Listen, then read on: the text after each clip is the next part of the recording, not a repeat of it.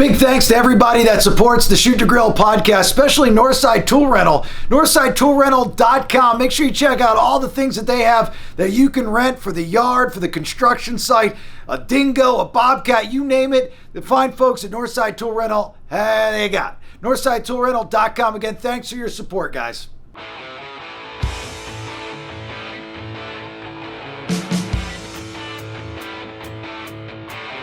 Shoot to grill, aim to chill. Too many cold ones, I need an Advil, yeah. Shoot to grill, I can't kill. So don't bring me nothing that's got chlorophyll, yeah.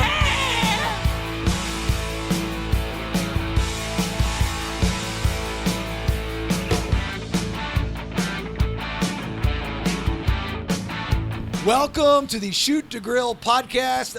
My name is Jason Bailey here once again. A little bit different scenery at the Atlanta Grill Company in Roswell, Georgia. This is the first time we've done one when it's cold and at night. So our special guest this week is one of the most funniest comedians you could ever possibly see in person on stage, my buddy Paul Virzi, right here to my left. Thank you, buddy. And to the left, making his first appearance on Shoot to Grill, is Matt Jones, not to be confused with the rapper Mike Jones, like our producer Nate did.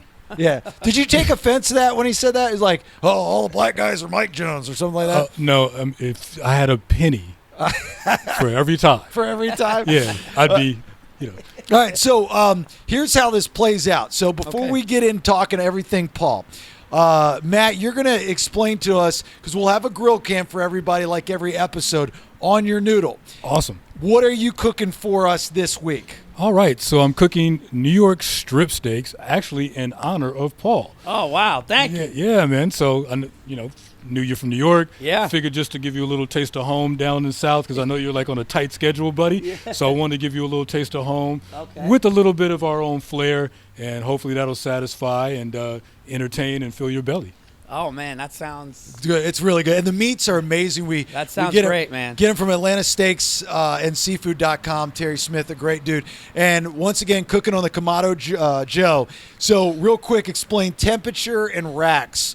Because on the left, you're going to probably sear it. I was looking over there. You got the sear rack, and then you've got just the normal KJ rack. Correct. So, yeah, we're using the Kamado Joe 3, the Big Joe.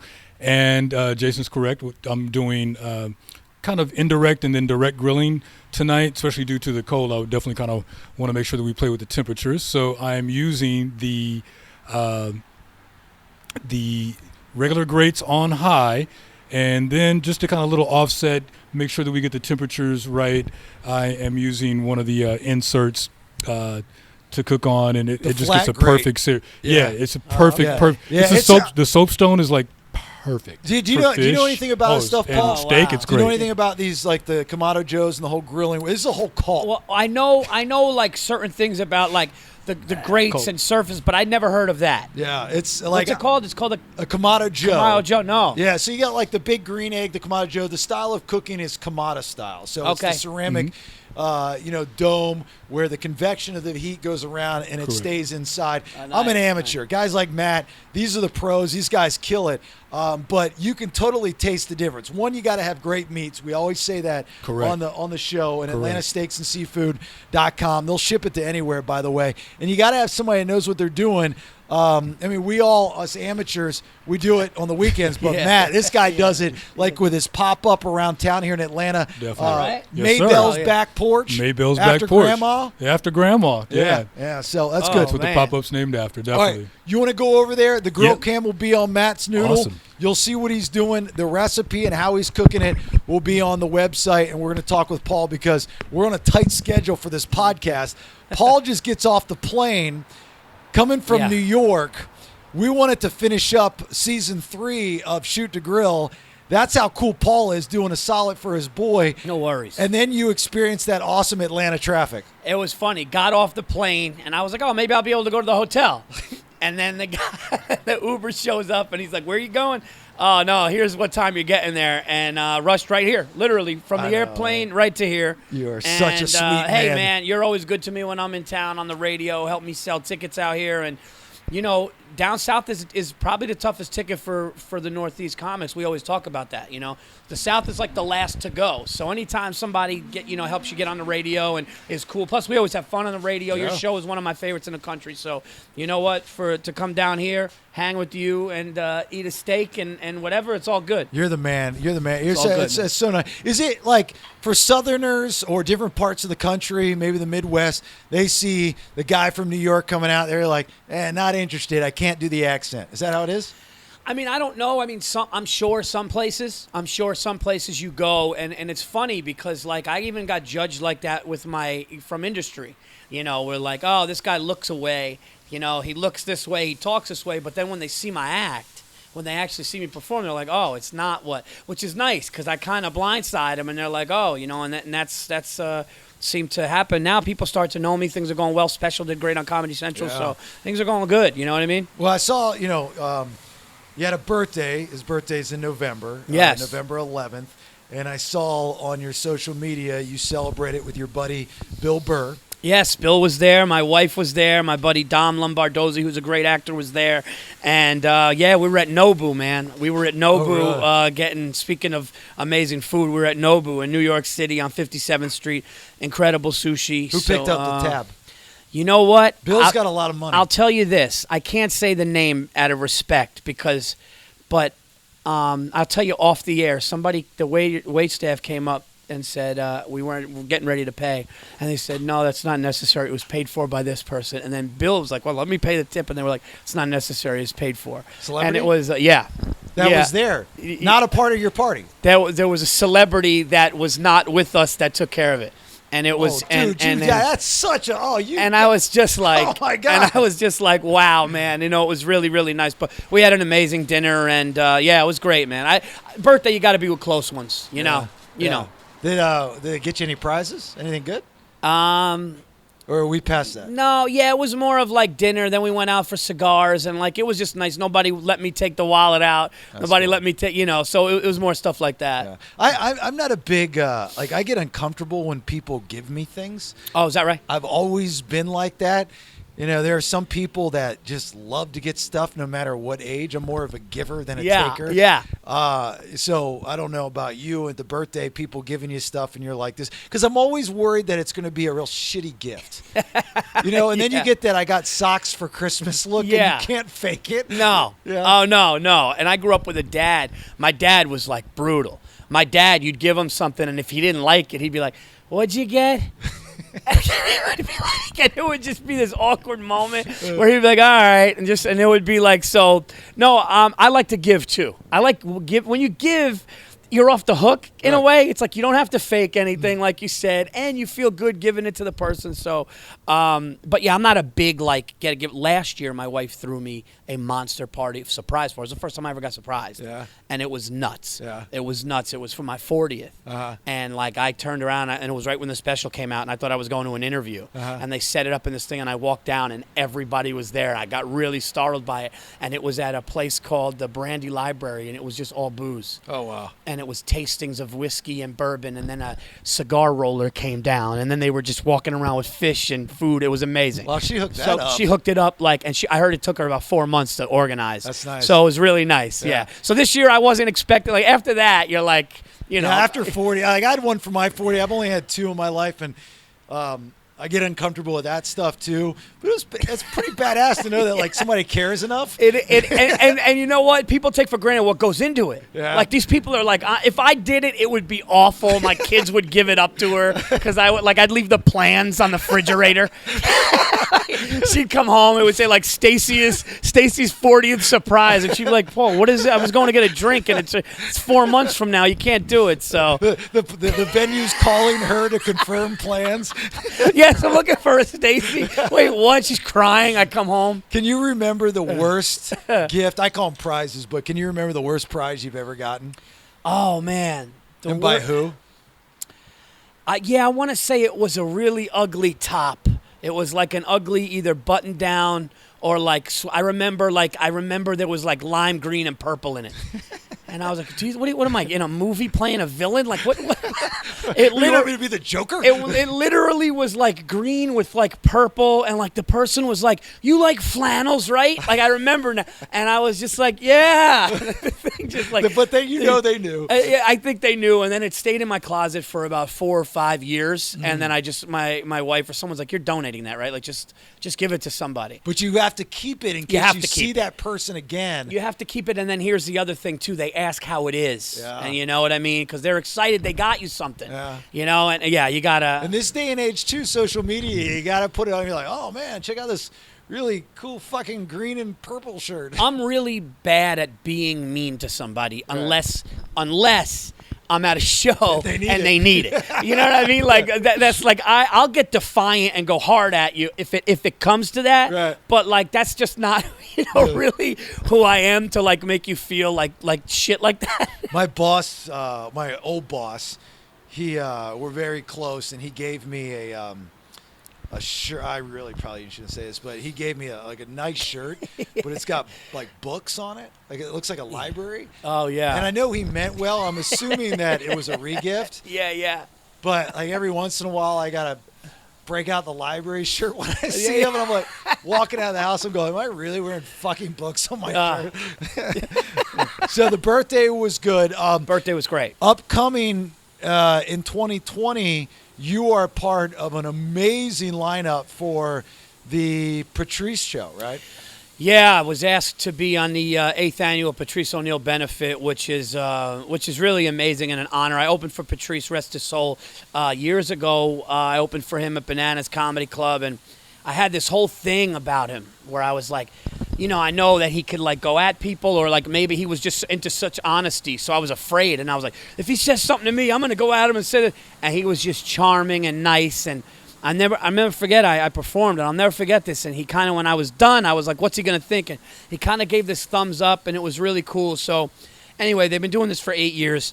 I've seen the lineups year in and year out, and this year they were like, give me the nod, and they were like, you know, do it. So it's an amazing lineup, and it's just an amazing cause. You know, help his mom, help his family. Yeah. It's great. So yeah, I never got the opportunity to meet him. I would listen to him on when Opie and Anthony were together. You know, when he was on that show all the time. He was very, I think, close with those guys, and I was like, this guy is just I mean, with all due respect, underrated and never really, I think, before his passing met the potential. Was getting there, yeah. It was like, I think after his special Elephant in the Room, which is amazing on Comedy Central, and really let people know, wow, it started to happen. And, you know, and unfortunately he passed way too soon. But, no, man, just honesty. Like, and he was like a philosopher, too. You listen to him talk, and he would say something, and you'd be like, wow, how's he going to get out of that? And then he would just say something brilliant, and you'd be like, oh, man. So, it's to be on that lineup is sick. Yeah, I would assume, like in comedy, you know, everybody's got a style. You've got a style. Yeah. I think the last time you were in Atlanta, you actually saw me run my special. You saw me run my special at the Punchline. Yeah. And it was just so brilliant. You know, in my opinion, the best comics like yourself are storytellers. You know, sure. Like, you know, you see like what George Carlin used to do. They weren't jokes, one-liners, playing bits. They were, you can kind of go off and do your own thing. And, you know, from the radio side of thing, the organic side of thing, I absolutely love that. Patrice was like that. One thing that stood out with me for him was it was shortly before he passed, I believe, when he did the Comedy Central roast. And he was last, and he looked so uncomfortable because everyone was so mean. And he got up there, and he was just talking about how everyone was so mean. Yeah. And I didn't know if that was shtick or not. I took it as, this dude's being legit. He really doesn't want to be there because everybody's being such assholes. Yeah, you know what? It was amazing. I didn't know what he was going to do when they, you know, and it was a Charlie Sheen.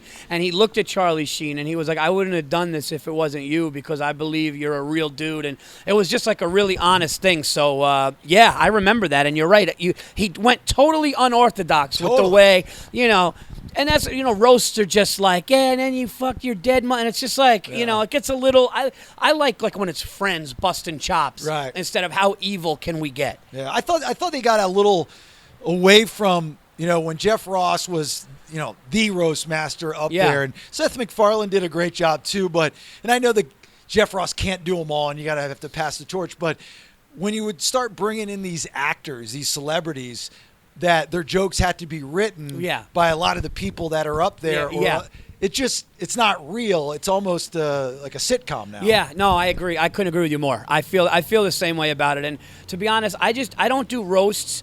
I would do a roast if they were like, listen, your dear friends. Right. That's why the one that I did was the one of James Franco, because it was just his friends. Yeah. It was literally his crew.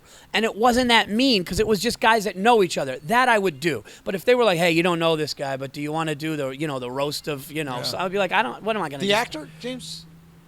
James Franco. Yeah, the brother of, are we talking about the same guy? Yeah, James Franco, the actor. He was in a lot of the Seth Matt Rogen. Pancakes from the Vince Vaughn movie. He's married to the chick from Glow. No, but James Franco. I'm not saying, isn't it James? Yeah, Franco? is it James Franco? Yeah. Yeah, he was in. What are we talking about, Nate? James Franco. Yeah, I'm talking about his brother. His brother's not. His younger brother. His younger Matt Pancakes. That's his younger brother's an actor. You're right. Yeah. But no, and he had that dude's funny too. Yeah, and he had all of his friends. It was like Seth Rogen and Bill Hader. It's part of that and he had, Apatow Jonah Hill, and they just were like goofing on each other. Like Andy Samberg went up and said everything nice. He reversed it, and he just and it was kind of like a cool thing. It brought me back to the Dean Martin roast. Right. You know what I mean? Like if you're sitting there with your boys, you know their weaknesses, and everybody does. Yeah. But to not know somebody, I agree with you. To not know somebody and just start, it's not for me. But then again, I'm one of these overly nice guys who I'm even doing a joke in my act about it where I got to stop talking to the Uber driver because I'm nice. But I'll be like, hey man, how you doing? And they'll just be like, well, in my country right now. I'm just like, dude, I shouldn't ask. I want a Jolly Rancher. I just closed my eyes for 10 minutes. So is that not the best place to get content in an Uber? You know what? I've learned now. I stay quiet now. I go like this. I have a system now because I go to the airport a lot. You talk about LaGuardia. I go. And I just go, hey, man, how you doing? And then I'll start saying, how long is this going to take? And then you look at your phone. Uh-huh. You look at your phone and, you let him know. You got to make sure his eyes see. And then, your eyes are down, and then and then you close the eyes. Yeah. Yeah. You just kind of enjoy the ride. Or I might even say, I've gotten so experienced, I might just say, hey, man, you don't mind if I close my eyes for a little, I'm going to knock out. Oh, yeah, sure, go ahead. Have you compared the two, the difference between an Uber and a Lyft? You know what? I've only been in one Lyft. Okay, so I've always been Uber. Every Uber driver, the majority of Uber drivers are always older people that are retired from a good job that are just trying to collect a few dollars and stay busy. Yeah. Or they're running from something. They don't want to be at home. Yeah. Lyft drivers are always younger people. Oh, okay. Trying to make it in the music business. Yeah. At least in Atlanta, that's how it is. Is that right? Yeah. Oh, that's funny. Uber drivers, am I right, Matt? They have a studio at the Lyft office off of Howell Mill. A recording studio. Okay, there you go. Oh, that's hilarious. So, but a lot of times, or sometimes you'll get the guy that goes over the top, even though you're going to tip probably the same. Yeah. There was this fat white dude that picked me up, my friends one night, and he did trivia with us, cash cab. And every time you get it right, he had his beater of a car rigged so he'd hit a button and these lights, these LEDs would go on. Like cash cab, right? Yeah, that's hilarious. Yeah, like that. And then he had a little horn. And so it was kind of funny. Do you think, Eddie Murphy, who's one of the greatest of all times? My hero. Yeah, okay. So that's my hero. Yeah, your hero. And he's making a comeback to the stand-up scene. Yes, he is. Beverly Hills Cop 4 is going to do on Netflix. Dolomite, yeah. Coming to America. So the resurgence of Eddie Murphy for whatever reason. But you wonder, will he be able to be as entertaining with as big of a hiatus? I think so. I think he's that talented. You understand what I'm saying? I think he's that talented. I think that Eddie Murphy, he just did his first major role recently in Dolomite. They're already talking about an Oscar, and that's how good it was. He just has this charisma and this thing. He was sitting on Jimmy Kimmel's couch the other day, and he just I remember even a couple years ago, he did a Tracy Morgan after Tracy got into that accident, and he did it 60%. It was a half-ass, he didn't, and it was the best Tracy Morgan ever. I also think there's people in his camp, and there are great comedians, and I know, Rock and Chappelle and all them guys are around him and love him. I don't think they would allow. I think that they would all go all right, man, I think Eddie is going to go on his time. I think if it takes him a year, he even said to Seinfeld, he goes, look, it's going to take me, I'm going to have to go all over the country and get this right. I don't think he would put it out if it was really bad, and I think, I think that he can pull it off. If anybody can, he's the king. I mean, I love him, man. I'm a huge Eddie Murphy fan, too, but from a comedian, what makes Eddie Murphy so good? It's one of those things where when you do a special like that at 22 and then you follow it up with another one at 25 and both are legendary still to this day, 40 years, 30 years later. He wrote those sketches on SNL at 18 years old. He wrote Mr. Robinson's Neighbor. This kid is just, I think he's just another, that's like certain ball players, they do something that can't be taught. Right. Like a God-given ability. Yeah, it's like the new Barry Sanders now would be Saquon Barkley, where they're just like running full speed towards the sideline, but then could stop before the line and cut it up. And you're like, how? I just think in entertainment with his acting and even his singing and dancing and and stand up, he's just one of those. Yeah. He's one of those guys that you're just like. I'm just always worried about, comedy or take sports. Like Brett Favre played when he should not have played. It's like, all right, you should have stopped in Minnesota and never gone to the Jets, right? Yeah. You're tarnishing your legacy. Yeah. So you look at Eddie Murphy, and which Raw is one of the best. I mean, that homemade burger shtick in Raw where, there's just one of the best. Funniest thing, I'll never forget that whole shit. Sure, me too. But you're like, times have changed so much. Will your comedy be able to be relatable to a new audience? Because not only is he catering to an old the old audience, his audience, but there's a new audience that he wants that has no fucking clue who he is. Yeah, no, he's got a big task, but I just think it's the work he puts in. I honestly think if he puts the work in, and I mean go to towns that go to theater, that's what Carlin did. Go do a theater in some little town and build it, and Eddie's got to worry about people with phones now, so phones got to go away. There's a whole security thing, but his team will take care of that. I think if he puts in the work, it's going to be great. I really do. I just hope, what I'm hoping is that it's not rushed. Yeah, because you don't want it to be bad. No, and that would be devastating. Yeah. That would be devastating. That is a new trend, by the way. You're starting to see more and more acts telling people no cell phones.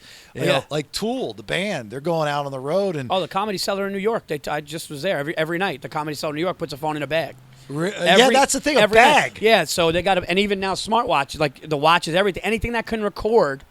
Because that shit happened to Louis, where Louis was working out a joke and somebody saw it and was like, "Whoa, now you're going to talk about this," but he didn't have it flushed out. Right. He's just up there and somebody has it, and now all of a sudden it could look, Yeah, or they take it and whatever your joke or your, whatever you're saying out of context. Yeah. People are sensitive. Yeah. They're like, oh, that guy loves children. It's like, no, that's not what I said at all. Yeah, right. They see a pedophile joke or something like that, and all of a sudden they're like, no, you got to be. I actually like the phones away because people now, man, you know how people are today. Yeah. People want to take people down, man. Oh, yeah. You have any issues with people with phones in your shows? No. I did, I closed my special with a mass shooting joke and we didn't know how it would go, but luckily, yeah. You said that so nonchalant. Yeah. Closed my show with a mass shooting joke. Went over really well. It's funny. This is the only business you could do that. Yeah. Right? This is the only business where you could be like, dude, like a group of friends could be like, dude, I'm working on this blowjob joke. And I got to tell you, like surgeons can't. Right. It was the only job where whatever we think of that day, we could bring up. But no, but luckily, when I did it and it got aired, it was ready. But if somebody saw me first try it, because the first time I did it, I was in Arizona, and I just jumped into it, and it came across as because it wasn't ready. But I just needed to go through that process. Right. I needed to go through, but it could have looked like, whoa, what is this guy talking about, man? But I was able to travel with it and get it right and make it go, oh, you can't really be offended if you're listening. Yeah. If you're an asshole, you're going to be offended no matter what. Right. That's the thing about assholes. They want to be. Yeah. You know what I mean? I'm doing a WNBA joke right now. and a woman just heard me say it and like turned me into a misogynist. She didn't even listen, and then I just destroyed her in the WNBA. But like you gotta listen to the joke because it's not that offensive. I'm doing a WNBA. Yeah. Close it out with a mass shooting joke, and I got this WNBA joke. The lesbians goes over really well. Yeah. Well, that's the thing. Like, I'm at the point, I'm not having fun doing something that doesn't make people at least think. Yeah. Think. Well, you're a thinker comedian too. Yeah, like which I appreciate because I like the mind fuck of everything. That's how I live my life. So yeah. I'm a big fan of that. That's why I'm such a fan of your stand-up, is because you'll say something, it's funny, but there's something else going on with the joke. I appreciate that. And then I look at you, knowing you, and I'm like, wonder why he did that. Yeah. So now I from my side of things, right. I'm going, yeah, I wonder what Paul's going through saying something like that. I appreciate that. And I remember you coming up to me after the thing going, dude, I love this hour. This was so good. And I know how much stand-up you watch and how much you like. And it meant a lot. And thank God it did go over well. But that's who I want to perform for. I want to perform for people like you who are like, I've seen a shitload of stand-up. I know what I like. And I know, not to say that jokes and set-up punchlines aren't good, but, I came up loving guys like Murphy and Pryor and Rock and Carlin, and now my mentor Bill Burr, and that's the style that I've always looked up to, and that's what I want to do. That's what I want to bring to the stage. So, but people, listen, you're always going to offend, right? Oh, sure. You're always going to offend. Yeah. You're going to offend. People are going to get up and leave, but they were going to leave anyway. You were going to come to my theater show, right? You're going to come because you're a fan. People that are like, oh, I can't, let them get out. And that's, going back to Patrice, again, rest his soul, he would do that. People would walk out, but they were never going to be fans anyway. Right. You know what I mean? Get them out. Yeah. I like, let's call it mind F comedy, where you tell the joke, there's an intellect behind the joke. Yeah. You don't have to work hard to figure it out, but you're trying to figure it out. Sure. So it's making you think. That's how I've always... when I learned how to do radio, that's how I always want somebody after a radio show to take something away from that show. My goal is every show, and to talk about it after I'm off the air. Right. Because that means I've said something, or something from the show that's been brought up has made somebody think about something. And that's exactly why a guy like you is comedians like myself want to come on and think it's their favorite morning show, but also why you're still on the air. Right. Because you're not doing the typical. Well, then you have comedians, and these are the ones, and there are a few out there, over the years that I just won't have on the show. Not that they're horrible people, is that they don't know how to talk. They'll come on and just spit out one-liners thinking, and they're doing their whole shtick for like that they're night. waiting for their joke. And what you want you want conversation, have a good time. I just want to talk. Just talk. Yeah. And let it come naturally. Yeah, the art of conversation. It's, believe it or not, people don't know how to do it. Yeah. Not a lot. They want to come on and do these punch one-liners, or we're not talking about them. And who was the Spanish dude, Nate, that we had on the show? He's kind of a big deal. Yeah, like Amato or something. Enrique Iglesias is a singer, isn't he? Yeah, no. No. Espato Asado or something. He was like, yeah. You know what I'm talking about? I was like, is Enrique Iglesias He's got like shoulder length curly hair, and he was on The Last Comic Standing, I think, or something. But anyway, he comes on, and I just wanted to incorporate him into the show.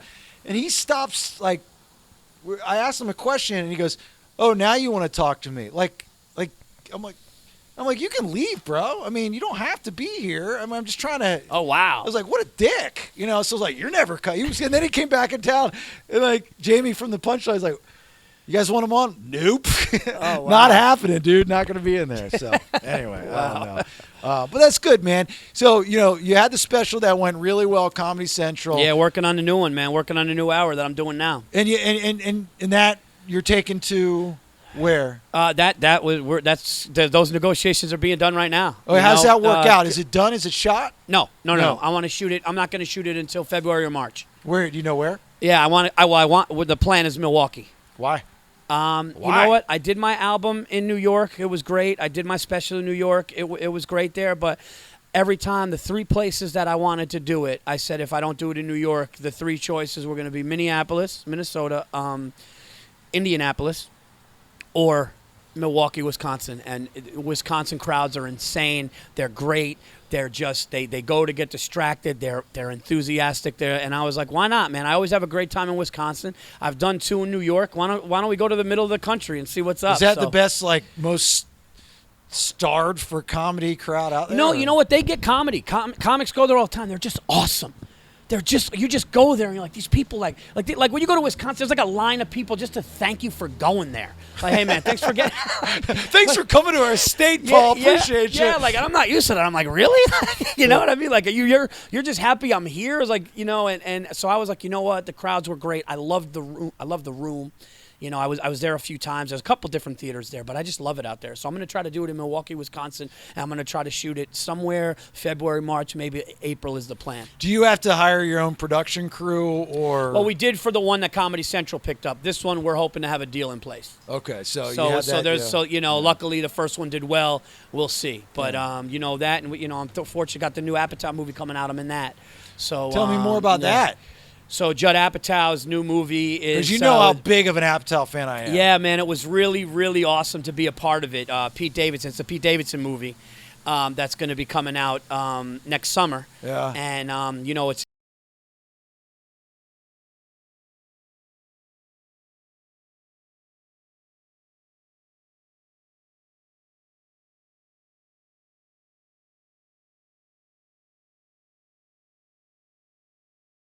Apparently, it's going to be really something. And I auditioned for it. A bunch of comedians in New York. Everybody kind of auditioned for it. Ironically, without knowing, Bill Burr happened to be in Europe. He's in it, and he didn't. And I got in it, and he was like, "You're in that?" And Marissa Tomei and Steve Buscemi, and I got a small role, but it's a poignant role. I can't say what it is, but I got a good story for you. I got a good story for the podcast. I think you'll like this. This is true.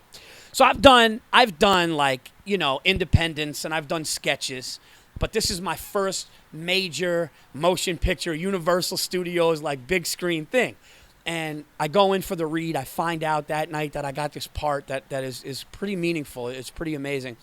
And I was so excited to be part of it. I talked to, Pete and everything. And but I needed to have a big, thick mustache for it, right? Because there are a lot of fireman stuff involved. So I need to have a big, thick mustache. So this lady with this Irish accent, really heavy, would call me almost every day, Jason, almost every day. I go, "Yeah, how's the mustache? How's it coming? And can we get a picture? Can we get an update?" And I'm going like, I want it to be a lady. I'm Greek and Sicilian. Okay, I could grow this thing. If I shave this thing tonight at dinner, it's coming in. Like, we're gonna be fine. The movie's in 3 months. Okay, we're gonna be fine. Trust me. Okay, I'm hairier than I would like to admit. We are fine. As a matter of fact, I'll give hair to guys that lack it. Okay, listen. How about you do this? Get Gillette to sponsor the damn one of the shoots, and we'll be good. Okay. I won't shave my back or chest, and we'll bring a man groomer in, and we'll have hair all over the damn place, right? So anyway, but she was very nice. But hey, Judd wants to see it. Everybody in costume wants to see it. So now I'm sitting there. I'm going like, this is getting like they're getting crazy with this mustache. Just do us a favor, Paul. Don't shave. So I don't shave, and I get this like really heavy, kind of thick black mustache going, right? So I'm going down to Gotham Comedy Club to do a set. I'm on the West Side Highway. And she calls again, and she goes, "Hey, Paul, I just want to know." And she was like, and we end up getting off the phone. She's texting me, "How's the mustache?" And she goes, I really hope that, I'm not being a bother. And I'm at a light, and I go to hit the emoji. Like, I go, "No problem." And I go to hit the emoji with the thumbs up, and my thumb slides down. And I give the head of costume of this motion picture a giant middle finger. And I'm going, no. I literally thought, if you saw the text, I heard it was a joke on set. Or I go, "No, my God, I'm sorry. It was my finger slid. No, seriously." And then she doesn't get back to me because she was working. So then I just go, "Oh my God, I'm so sorry. I just want you." And then I tried calling her. And dude, I was like, I'm going to get kicked off because I'm going, now she's going to go to Judd. I'd be like, "We're trying to find out about his mustache. She's saying, fuck you. Who's this guy think he is? This is his first major motion picture." And I'm like I'm this diva. Like, "Fuck you. My mustache will be fine. Okay, have food on the set when I get there." I'm acting, and I'm going, no. And then finally she got back, and she put like LOL with like, emojis crying, laughing. And she totally got it. And then when I went to the shoot, she was like, "Paul, we were laughing so hard. It was one of the funniest things." And she actually was at my shot. My shot was the last day But dude, it's like I was nervous, man. I was like Judd Apatow, and I'm like, I'm about to be on set with this guy, and the scene is just him kind of directing me, and I was really, and I got to tell you something, man. Honestly, I've heard this. They were like, wait till you work with him. It's an experience, you'll never forget. And I got to tell you, the guy is just the easiest, the best. Yeah, he'll do it a few times, and then he just knows how to get the best out of the performer. He really does. And when is it was his wife done, in the movie? and it was done, no, Leslie, no, she's hilarious. No, his wife's not in the movie. But honestly, he's like you said, man. You could say he's like the Mel Brooks of our generation, right? I am such a huge fan of every Apatow movie. Yeah. This is 40 is one of my favorite movies. Yeah. And I think Paul Rudd is one of the funniest and best actors today. His timing, his sarcasm, but not douchey, right? Friendly, hilarious, but it's all the Apatow stuff, man. I can see why now that I worked with him, which is a really cool. I could see why now when I watch other scenes, I'm like, oh, dude, that was just he was just like, go have fun, super nice. There's no pressure, the pressure is just like, no, we'll be all right. He was just really, I got to be honest with you, working with that guy was a pleasure, and I really hope to do it again because he was the best. By the way, back to the emoji, what color was the middle finger? I think it was white. Okay. Yeah. So, you ever get caught in that situation? Where you hold down too long and you actually send your black friend a black emoji, and then you're like, "Oh, I'm racist." Oh my God, that's all I need. Yeah, no, I did that once, and I was like, I go, but do I apologize or is it cool? Yeah, because then now you're in that thing of hey, dude, because then that's weird. Then you're now like the racist emoji sender guy. Yeah. Hey, dude, I didn't mean for it to be black, and then he's gonna be, maybe he wasn't even thinking. You know what I mean? So it's tough. Yeah. Yeah, and then you're like, no, let me send it again in yellow because that's universal. Yeah. But then the funniest part about this whole situation, adults are communicating via emojis. Yeah, what's funny is I actually had somebody say, why is the thumbs up yellow? Somebody it's said the generic. They're all yellow. No, you could get a white now. Oh yeah, you can get different colors because people got pissed off and was like, "Where's my color at?" Of course they did. Yeah. But when they first came out, they were all Bart Simpsons. They were all that weird mustard yellow. I mean, people get mad, right? Yeah. Like you sent me the wrong. And then, why is the shit brown? I had diarrhea. What about those people? Don't they have a say? Why can't you change the poopy emoji? I was sick the other night. Make it green, asshole. I got kids. I changed diapers. And now they put all these new emojis in there because everybody got sensitive. And they've got these handicap emojis. Yeah. We're like, why don't you put one in a wheelchair? So now you got a wheelchair. I swear to God, that's a true story. It's gotten to the point now where I think everybody's just going to get offended to the point where it just comes back. It has to come back. Yes, everything goes full circle. It has to. Yes, I agree. Everything is full circle, and we'll get through this. We might be old. You know who doesn't get mad? And I've noticed this throughout history, and they've always been the butt of the joke. But you know who never gets mad? Fat people, right? Right? Well, they don't want to protest because that takes too much energy. Right. But I've never heard we've all had I know sometimes fat people or people that are overweight. I'm sorry. That's going to be it. What is he calling fat? No, but they're just even when they're a butt of a joke, you've never heard. Right. I've never been to a comedy show where someone's like, listen, I got, You're real, yeah. Right? So you look at ethnicities, they're always, everybody's getting upset. 100%. Disabled, always. So if white people get upset because they don't think that they're treated fairly. This day and age, right? So you got the white problem, but you're right. Fat people don't get upset. Native Americans don't get upset usually either. It's people get upset for them. Yes. You see the Redskins and stuff like the Braves and the Chop and stuff. You don't see them. It's never like the head of the tribal council that goes on the news and says, hey, look, we're a little bit pissed off about this whole Redskins thing. It's always some guy that's got a friend that's a Native American. Yeah. Or it's a chick that he's trying to bang. Yeah, but I've never seen an overweight fat mad person just getting Do you really think a bunch of fat people are going to go out on the streets and put signs together and protest? You know what I was talking about this thing on stage the other night. I go, as much as you're foodie, because we're here doing food. Right. And everybody's got a foodie friend who's a little pretentious, Yeah. right? They're like, no. You want the best slice, you go to, they always have that. I go, but nobody knows food more than your fat friend because they know obscure places. Like your fat friend will be like, dude, you're going to go down this alley. There's going to be a sewer. Knock 3 times. An elf is going to hand you the greatest oyster. Like your fat friend just knows. Like they know obscure places. Like, it's in the back of a truck. And they're always right.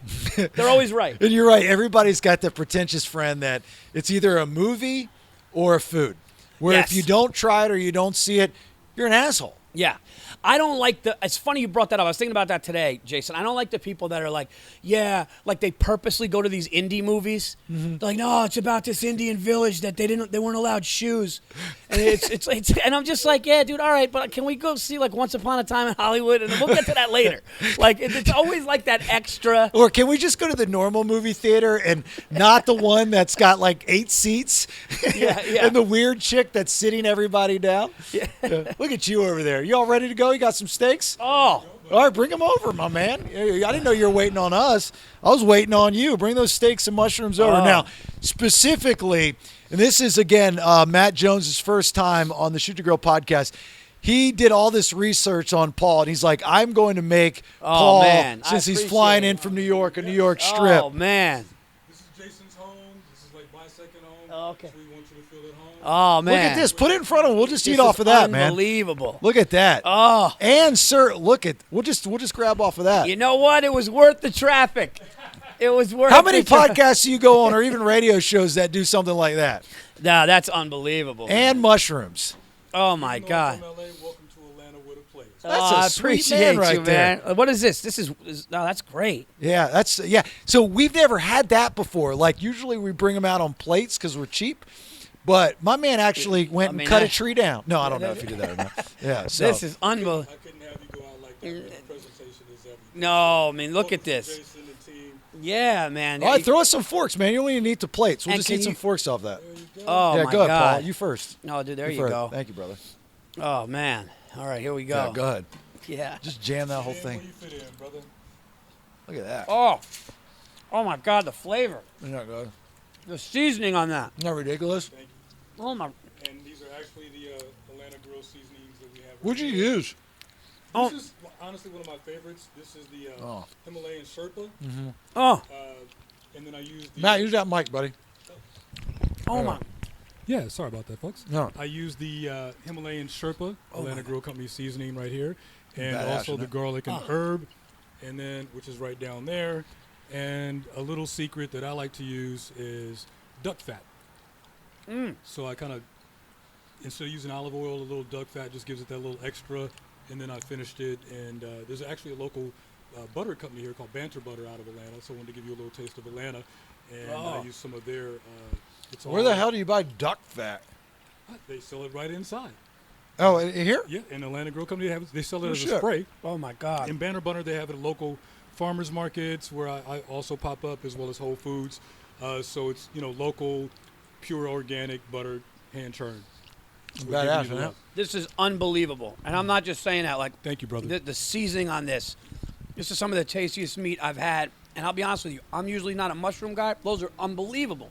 Thank you, brother. So, like one of the big things, not only cooking on the KJ, but you get a guy like Matt, that steaks, to me, actually are one of the toughest things to cook. True. Because you got to get that sear perfect Correct. on that. Use the soapstone, Yep. which a lot of people use for fish. I've got one at the house too. Right. But you got to get that sear, and you're only doing like 90 seconds, right? Yeah. Yeah. I mean, I'm kind of going, due to today and the cold outside, I went a little bit longer because the temps are weird.